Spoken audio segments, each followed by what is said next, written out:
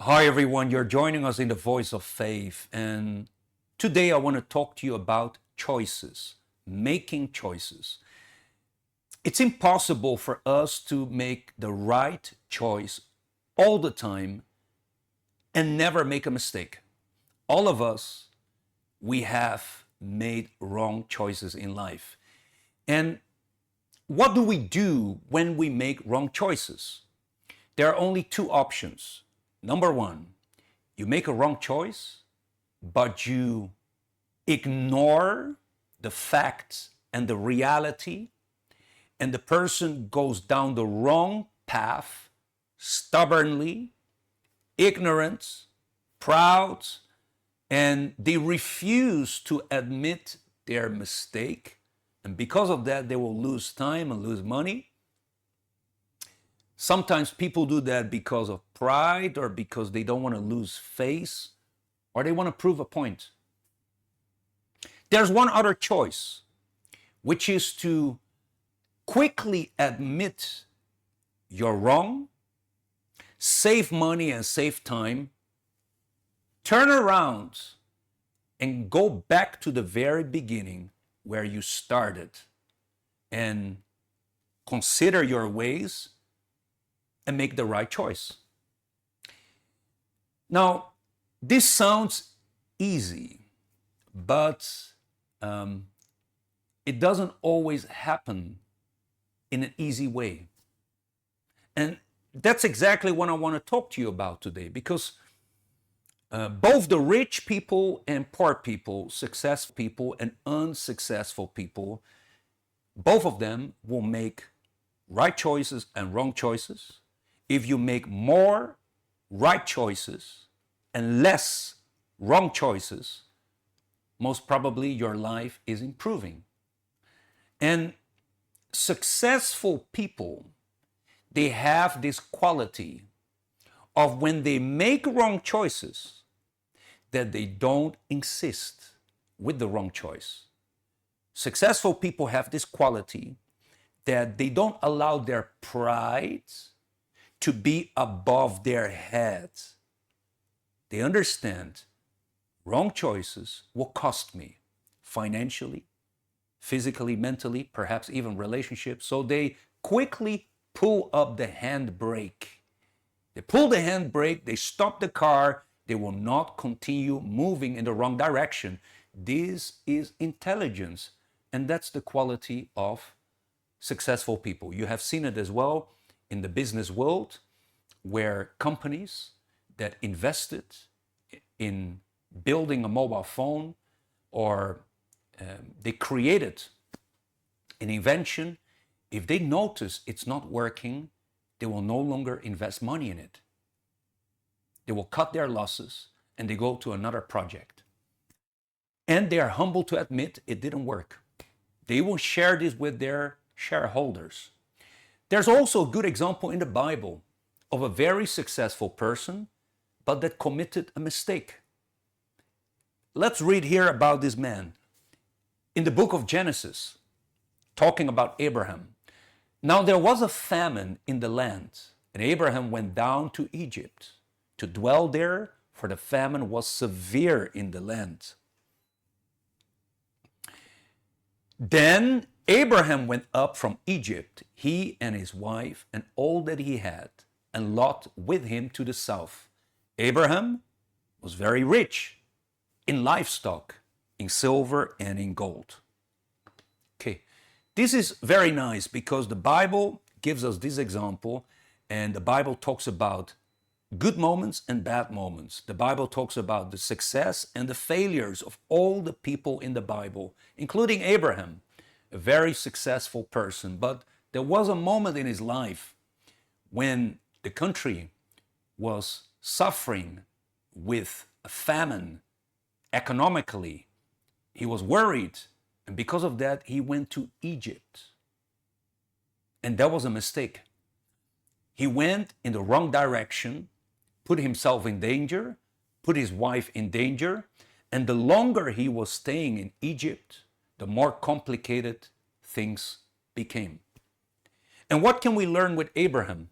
Abraham made a mistake going to Egypt, but he was able to correct it. He was able to take quick action, decisive action, and he was humble for him to admit, I made a mistake, a wrong choice. So what I need to do is not continue there. Now it's the time for me to pull the handbrake, turn around, and go back. And that's the quality of successful people. Though Abraham made money, he was rich, but he understood, what's the use of having money if my soul is in danger, my marriage is in danger, the salvation of my wife is in danger.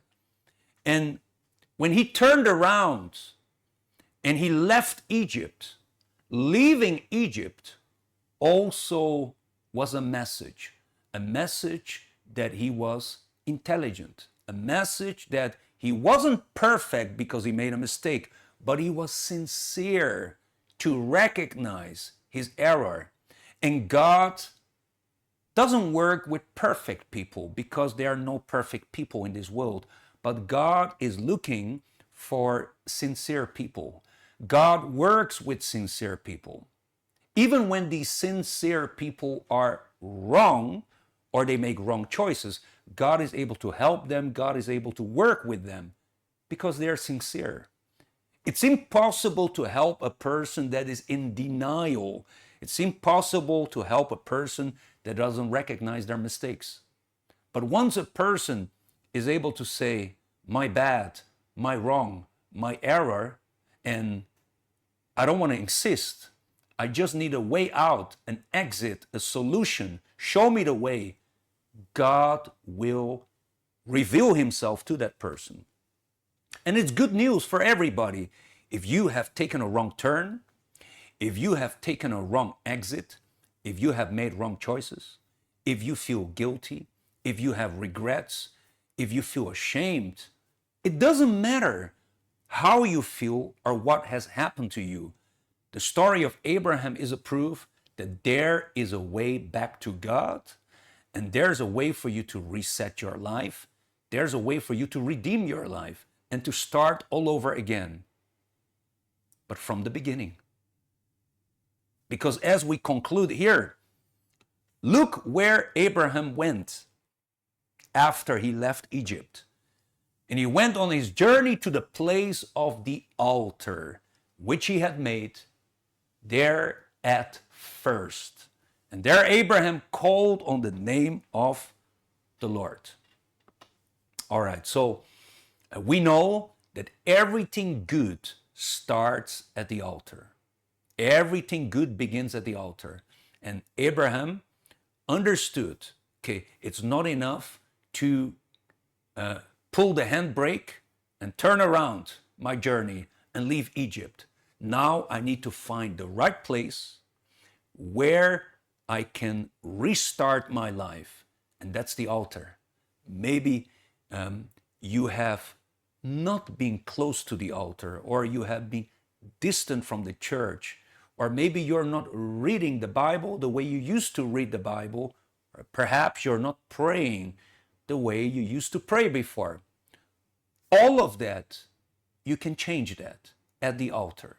At the altar, you can find direction, you can restart your life, you can reset your life, and you can start to make the right choices with the help and the guidance and the voice of God. All right? If you are listening to this program today, and if you need this kind of help, scan the QR code right now, get in touch with us, speak to one of our counselors. They are available, and they will listen to you non-judgmental and give you confidential advice. If you suffer with depression, if you suffer with guilt, if you suffer with emotional distress, negative ideas, that's a sign that you are in a wrong place, mentally, emotionally, perhaps even physically. Like Abraham, there was a voice that told him, don't stay in Egypt. That's why he took action. And if there's a voice telling you something is wrong, the way things are going, you are not in the right place, then obey that voice. God is talking to you. Respond to God and answer Him. Scan the QR code today and get in touch with us. We are located here in Kowloon, open 7 days a week. You can walk in any time. Or if you are connected with us today and you are in the right place, your mind is in the right place, mentally you are well, physically you're well, emotionally you're balanced, but you know somebody in your family, among your colleagues, somebody that is distressed, somebody that is unhappy, somebody that needs to find their way back to God, or somebody that simply needs guidance, then you can send this message to them. And I hope it's going to help them. All right. We are going to be back again with the Voice of Faith tomorrow, and you can join us again. God bless you abundantly. Bye-bye.